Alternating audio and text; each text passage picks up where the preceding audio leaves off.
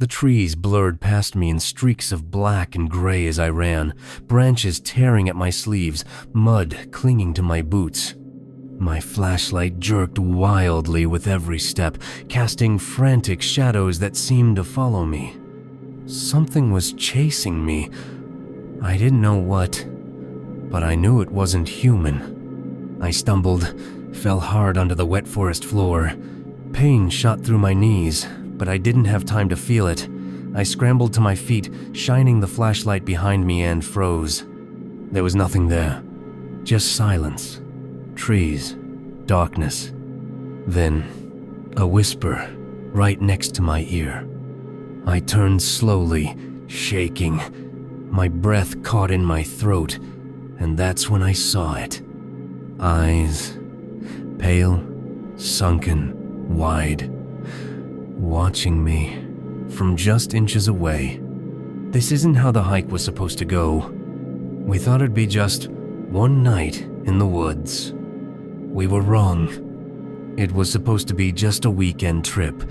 Nothing serious, just 3 guys, a tent, and the thrill of hiking a trail most people avoided after dark.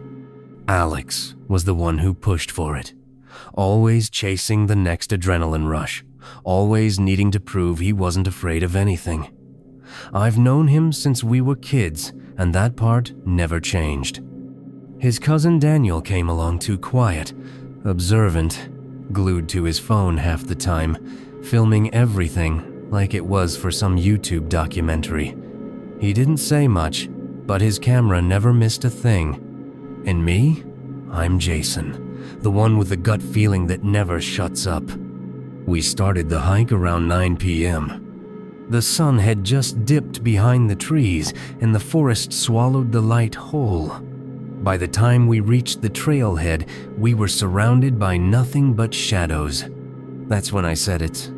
Maybe we should come back tomorrow, in daylight. Alex just laughed. You scared of the dark, man? No, I lied. I've just heard stories about this place. He waved me off, grinning. Urban legends. People go missing everywhere. Daniel raised his camera, filming our silhouettes against the thick forest behind us. Might make a good intro, he mumbled. Something about vanished hikers and cursed trails. I forced a laugh, but my hands were cold. Even then, something felt off. The air was too still. The forest too quiet.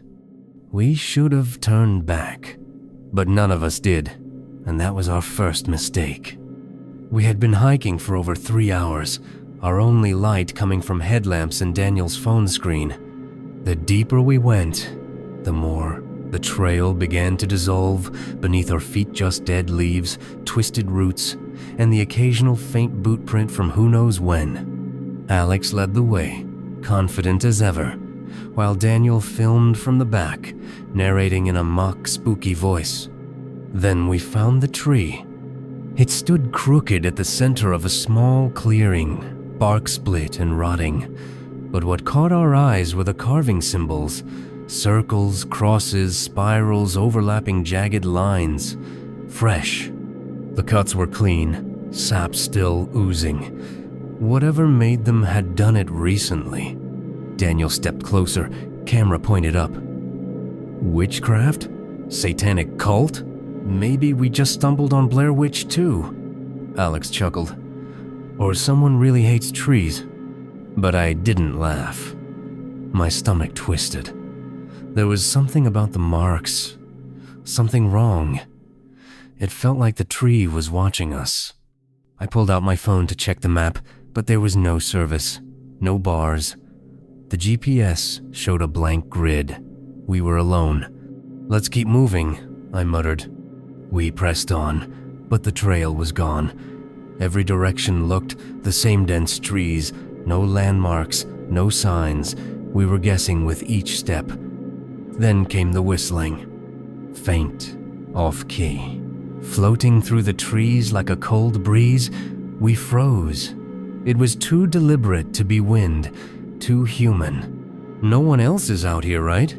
Daniel asked, lowering his phone. I turned slowly, sweeping my flashlight across the woods. For half a second, I saw something a shape between the trees, tall, still. Then it was gone. "Did you see that?" I whispered. No one answered. We managed to set up camp just before midnight, right in the middle of a small clearing surrounded by gnarled pines. The fire crackled weakly, barely holding back the cold. Our breath fogged the air, and even Alex wasn't cracking jokes anymore. The silence of the forest pressed against us like a weight. We sat in a tense circle, chewing on trail mix and pretending everything felt normal. But it didn't. That's when I heard the footsteps. Soft, slow, just beyond the tree line, circling the camp like a predator testing the edge of the light. I stopped chewing and listened. The others didn't seem to notice. "You hear that?" I asked quietly. Daniel shrugged, not looking up from his phone. "Probably just a raccoon, or a deer. We're in the woods, man." But I wasn't so sure. These footsteps didn't sound like hooves. They were deliberate. I stood, grabbed the flashlight, and moved toward the edge of the camp. "Be right back." The beam of light cut through the trees, and there just behind a trunk I saw it again. A figure, still as stone. No face, just the outline of a body where no body should have been. Then the fire went out. The darkness swallowed everything. I heard Alex shout, then Daniel screamed. From all around us came chanting. Low, rhythmic, male and female voices whispering in some language that twisted in my head like smoke. We scrambled to relight the fire, hands shaking, heart pounding. Daniel pulled out his camera, trying to get it all on film, but as he scrolled through his footage, his face drained of color. What the hell? He turned the screen toward us. There was footage of the three of us sleeping in the tent. Except none of us had filmed it, and the camera had never left Daniel's hand. At first light, we packed up in silence. No one slept. The chanting had stopped just before dawn, but the silence it left behind was worse, like the forest was holding its breath. We decided to leave, take the trail back down, but after an hour of walking, we ended up right back at the same clearing. We followed the path I insisted, spinning in circles. We didn't turn once, but the woods didn't care. Alex went to fetch water from a nearby stream. He didn't come back. We called for him, searched. Nothing until we spotted his phone. It was wedged between two branches, 5 feet off the ground, screen cracked, camera still recording, no sign of Alex. Daniel started to panic, pacing, whispering to himself, "This isn't real. This isn't real." That's when we heard it growling, not animal, not human. Heavy breathing followed us, echoing between the trees. We ran. Branches slapped my face, roots clawed at my boots. I heard Daniel scream, then silence. I turned around. He was gone. Something had dragged him into the dark. I didn't stop running until I hit the clearing again. The carved tree stood before me. Only now, it was bleeding thick. Black sap oozing from every symbol like veins bursting. And the chanting had started again. Closer this time. I woke up in daylight, the harsh sun cutting through the trees and making my eyes burn. My body ached, bruised and scraped, my clothes torn. I was lying in the middle of a trail, disoriented and shaking. No sign of Alex, no sign of Daniel. I stumbled to my feet, dizzy, heart pounding. I had no idea how I'd made it out. The woods felt wrong, as if they were still watching me, whispering in the wind. I found the nearest ranger's station hours later, covered in dirt, trembling, with nothing but Daniel's camera and the memories of the night to prove anything had happened. The ranger behind the counter was an older man, rugged and worn. I showed him Daniel's footage, desperate for someone to believe me. He went silent as he watched, his face draining of color. "That area's been closed for years," he muttered, his voice shaking. "And those boys, they went missing in 2003. The blood drained from my face, the images on the screen. It wasn't possible, but I had no answer. The last thing I remember was waking up in a hospital bed. My body was wrapped in bandages, my head pounding. I whispered to no one. They're still out there. And somewhere, deep in the woods, I could hear the chanting begin again. It was supposed to be a simple hike, but when Emma vanished, leaving behind only her backpack and a smear of blood on the rocks, Black Hollow Woods was never the same again. They searched for days. Police dogs, helicopters, volunteers, nothing. No footprints, no trail, just silence. The kind that pressed against your ears like a scream you couldn't hear. Locals weren't surprised. They spoke in hushed tones, warning of a shack deep within the forest, hidden, ancient, cursed. A place where people heard their names whispered at night and never came back. The news called it a tragic mystery. A wild animal, maybe? But Liam, Emma's best friend, knew better.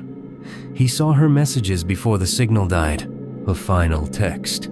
"Something's watching me." Now, a week later, with guilt gnawing at him like rats in the dark, Liam returns to Black Hollow, alone. Determined to find her, or whatever took her. And the forest is waiting. Liam stepped past the broken trail-closed sign, his breath catching in the sharp morning air. The world behind him felt distant, civilized, safe. Ahead, Black Hollow Woods loomed like a wound in the earth, swallowing light with every step he took. It had been 7 days since Emma vanished. 7 days of news headlines, police tape, and dead-end searches. Now, the authorities had moved on, but Liam couldn't. He hadn't answered her last call. He hadn't gone with her, and the guilt clung to him like cold sweat. The forest was wrong, too still. No birdsong, no rustle of wind. Just silence so deep it rang in his ears. Trees stood unnaturally straight, their bark blackened like they'd been burned from the inside out. His compass spun in frantic circles, and then barely audible he heard it, whispering, faint, slithering, just beyond the trees. He froze. It stopped. Then, half buried beneath a twisted root, he spotted something, an old, water-stained map. A single red X marked a clearing deeper in the woods. Scribbled beside it, in ink that looked disturbingly fresh, were 4 shaky words. "Don't wake it. Ever." Liam folded the map with trembling hands and kept walking. The trees thinned just enough to reveal it, half sunken in moss and dirt, like the forest was trying to bury it alive. The shack. Its rotted wood leaned at unnatural angles, the door splintered but sealed shut with rusted chains. Strange symbols, carved deep into the frame, pulsed faintly in the gloom, some ancient language that made Liam's stomach churn just looking at it. The temperature dropped instantly. His breath turned to mist, then Thump a Crow plummeted from the sky, landing limp at his feet. Its eyes were gone. He broke the chain with a rusted rock and stepped inside. Darkness swallowed him. Not the absence of light, but something thicker alive. The air smelled of wet soil and old blood. The floor creaked beneath his weight, though he swore he hadn't moved. The walls, they pulsed. A soft inhale, a slow exhale. Then a flicker. In the far corner, something buzzed. He reached down and picked it up. Emma's phone. The screen lit up to reveal a grainy video Emma, sobbing, screaming in pitch black terror. "It sees me," she whispered. "It sees everything." Liam looked up. Something shifted in the shadows behind him, and he knew he was no longer alone. "Liam." The voice came from behind the wall. Emma's voice. Soft, broken. He spun around, but there was no one there. "Emma? Why didn't you come with me?" she whispered again. Then the voice changed. "Why didn't you save me, Liam?" It was his mother's voice now, familiar, accusing. "You let us all die." His knees buckled. The shack groaned. Memories flooded him like cold water. His mother's hospital bed, the night she called for him and he didn't answer. Emma's final message. The one he ignored because he was too tired, too distracted, too late. The walls flickered like a dying flame. And then he saw himself as a boy, crying in a dark closet, the same voice hissing outside the door. "Don't come out! It's in the room!" He staggered backward and stumbled over something, a journal, brittle and yellowed. The cover read, Eddie K. 1953. Inside, scrawled in frantic handwriting, "The shack shows you what you fear. It digs until it finds the worst part of you, and then it makes it real." A drop fell onto the page. Blood. Liam touched his face. His eyes were weeping red. But there were no wounds. The floor groaned beneath Liam's feet, louder than before, like something beneath was stirring. He stepped back, and a loose board gave way, revealing a trapdoor hidden under layers of grime and dust. He hesitated, then opened it. The stench hit him first, rot, rust, and something older. Something wrong. He descended slowly, flashlight trembling in his grip. The chamber below was a pit of bones, skulls, ribs, shattered spines, all piled like offerings. The walls pulsed with dark veins, alive and hungry, and from the center of the room, it emerged. A mass of shadows, shifting, writhing, shaped like nothing yet wearing the suggestion of mouths. So many mouths, whispering in unison. "Bring another," it hissed, "or never leave." He stumbled backward and saw her. Emma, chained to the far wall, barely conscious. Her eyes sunken, skin pale and torn. She looked up at him with trembling lips. "Liam," she gasped, voice shredded. "Don't trust what you see." The entity loomed behind him. "She's already gone," it cooed. "Let her go. Save yourself, or stay. Stay forever." The chains creaked.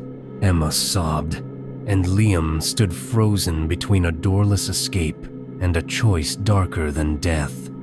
Liam hoisted Emma onto his back, her body weightless, fragile. He staggered up the ladder, heart pounding, desperate for light. But when he reached the shack's front door, it wouldn't budge. The walls screamed, boards split, symbols flared red hot. The air turned to ash. "The shack demands a soul." Emma stirred weakly, blood on her lips. "You have to leave me," she whispered. "It won't let us both go." "No," Liam choked.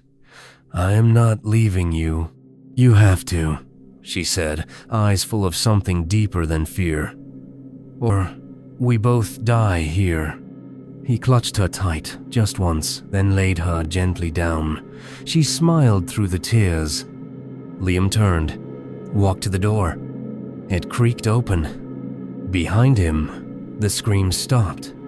He stepped outside. Daylight, birds, wind, life. But in the silence behind him, the shack had claimed its price. 1 month later, a hiker wandered off trail near Black Hollow Woods. He spotted something strange through the trees, an old shack, its door yawning open like a mouth waiting to be fed. Inside, dust danced in the stale light. On the floor lay a journal. The last page read, "I made it out, but the shack is still hungry. It always is. Liam." Cut to the forest trail. Liam stands beneath the trees, clean, calm, eyes too still. A young couple approaches, smiling. "You guys looking for the old cabin?" he asks friendly. They nod. He smiles back. "I can show you the way." And behind him, the woods seem to breathe. It was supposed to be just one night under the stars. Ryan, 17, bold and stubborn, hiked alone into Black Hollow Forest, ignoring the warnings etched on old wooden signs. "Do not enter after dark." He pitched his tent near the old pines, recorded a few Instagram stories, and vanished. When search teams found the campsite, it was torn open from the inside, his gear scattered like he'd fled something unseen. But the strangest thing, his phone, it lay untouched, screen cracked, still recording. The video showed trees swaying in windless silence, and faint whispers. Not words, not human. A pattern, like chanting. His parents sobbed on the news. Locals blamed bears, but the old hunters in town just shook their heads. "Sometimes," one whispered, "the trees call someone in and don't let go." And deep in the forest, that whisper still plays on Ryan's phone long after the battery should have died. Claire stood at the edge of Black Hollow Forest, the place she had once called home. Now it felt alien. The trees stretched dark and twisted, as though the forest itself was holding its breath. A seasoned park ranger, she'd dealt with missing persons before, but this one felt different. Ryan's disappearance had struck too close to her own past, a similar case years ago, one that still haunted her. She gripped the straps of her pack, adjusting the weight, and took her first step into the woods. The silence was unsettling. No birds, no wind. The usual sounds of life seemed muted, as though the forest itself had grown still. Every step felt heavier, more deliberate, as if the earth was trying to pull her deeper. And then it came the whispers. Soft, childlike murmurs, distant, but unmistakable. Claire froze, her heart pounding. The words were too faint to catch, but they were there, hanging in the air, weaving between the trees. She moved forward, her instincts kicking in, but the air felt thick, heavier with each step. The whispers followed her, closer now, sharp and indistinct. A chill ran down her spine. Whatever was in this forest, it wasn't just nature, it was something older, and it was waiting. As the sun dipped below the horizon, Claire set up her camp, the fire crackling to life in the growing darkness. She told herself it was just the forest, just nature.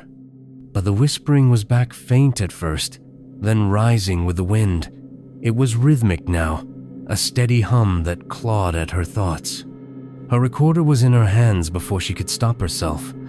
She pressed record and held it close, hoping to capture something that might explain this madness. The whispers were clearer this time, colder. Then, unmistakably her name. Claire. She froze, her blood running cold. The voice was distorted, warped, but it was hers. The air turned colder. A shadow darted between the trees, tall, too tall, thin, like a figure stretched impossibly long. It was gone in the blink of an eye, but it lingered in her mind, unsettling and wrong. She tried to sleep, exhaustion pulling her under, but her dreams were worse. Ryan's face, pale and hollow-eyed, appeared. He whispered through trembling lips, "Don't listen. Don't follow them." She jolted awake, gasping for breath. The darkness of her tent seemed thicker now, and as her eyes adjusted, she saw it. Deep, jagged claw marks slashing through the fabric all around her.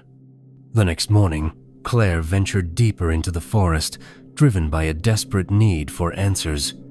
Her feet carried her toward the distant silhouette of an abandoned ranger station, its windows dark and empty, surrounded by a quiet that felt suffocating. Inside, dust clung to every surface.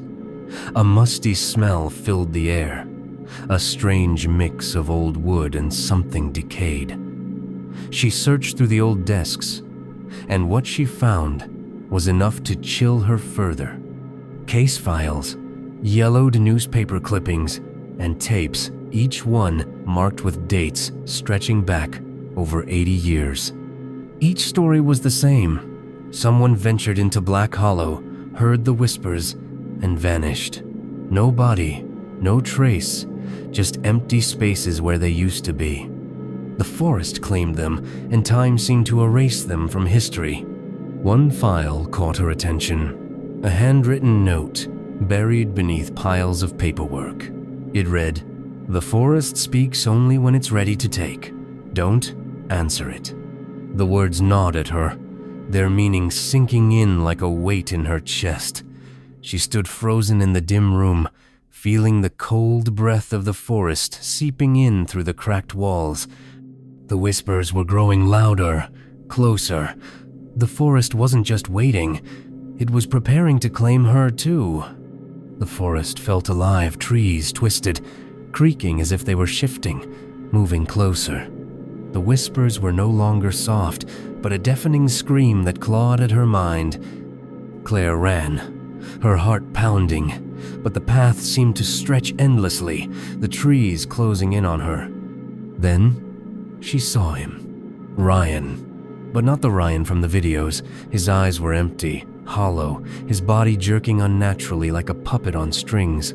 He turned slowly, and his voice empty and flat whispered, "The forest chose you." She stumbled back. "Number." He took a step forward, his voice warped. "You heard it. You answered. Now, it wants you." Claire's breath caught. She understood now. She had crossed the line when she listened, when she followed the whispers. The forest would claim her unless she gave it another. Ryan's dead eyes locked on hers, pleading, and in that moment, Claire knew she could stay and live, or let it take him. Weeks later, a lone hiker stumbles into Black Hollow, unaware of the darkness that lingers in the trees. They find Claire's abandoned tent, torn and forgotten, the recorder still running. The hiker presses play, and at first, all they hear is soft, rhythmic whispering, faint and distant. Then the whispers grow louder, clearer, until one voice rises above the rest. "Leave now, before it hears you too." The voice is unmistakable. Claire's voice. The hiker's blood runs cold as the last whisper fades, swallowed by the silence of the forest. They turn to leave, but the trees seem to close in. The whispers are already starting again, calling, waiting for the next soul to answer.